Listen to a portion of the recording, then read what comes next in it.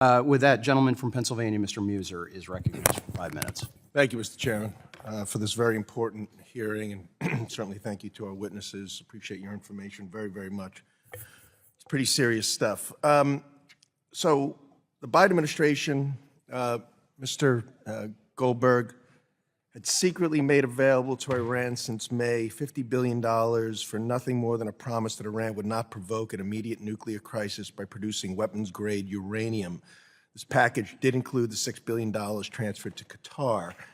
So when I met with the IAEA last year, they were very clear that Iran was in all kinds of violations, and they were making a trip there within about a week to express to them that they're in complete violation of any sort of, the so-called deal that was being made, the Iran nuke deal.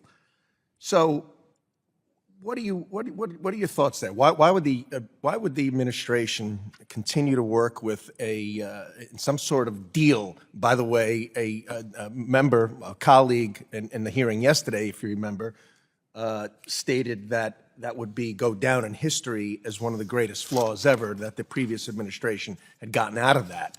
I don't know what kind of agreement there is when one side just blatantly doesn't follow it, doesn't allow surprise inspections. You give them a month's notice to show up, and then they can tell when the uranium was moved and how much was actually extracted from the area. Yet, this Biden administration continues to try to work with this Iranian terrorist state. So why do you think that is? Congressman, listen, as a staff member to people who voted many years ago, when I wrote both of the sanctions laws we're talking about, and they passed 100 to nothing and 94 to nothing in the Senate and unanimous consent here in the House, and I thank everybody who voted on it at the time and the staff that worked on it. Yeah.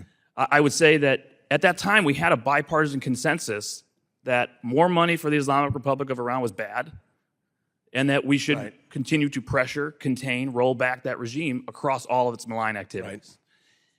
That changed during the JCPOA. We've gone into camps. It's ideological. It's political. And we advise the administration. It's amazing the level of Iranian sympathizing that's taking place. I hear you. And now, you wrote, I think, we now see the results of policies of appeasement and that enrich the world's leading state sponsor of terror. And then we just go on. And I want to talk to Mr. Naranja and Thomas as well. I mean, there's no debating that things such as, the increase of exports, 1.5 million barrels per day, the highest monthly rate since 2018. There's no getting around those facts and the level of funding that's coming into Iran, the sponsor of terror, that is clear and known to Democrats and Republicans. That's happening. And yet at the same time, they're selling it to China at discounts, right? And we know this, and it's also stated there is no way for Iran to boost its exports to this extent without the White House ordering the non-enforcement of U.S. sanctions and providing clear signals to Beijing that U.S. sanctions will not be enforced. What is going on here? Mr. Naranja, I ask you.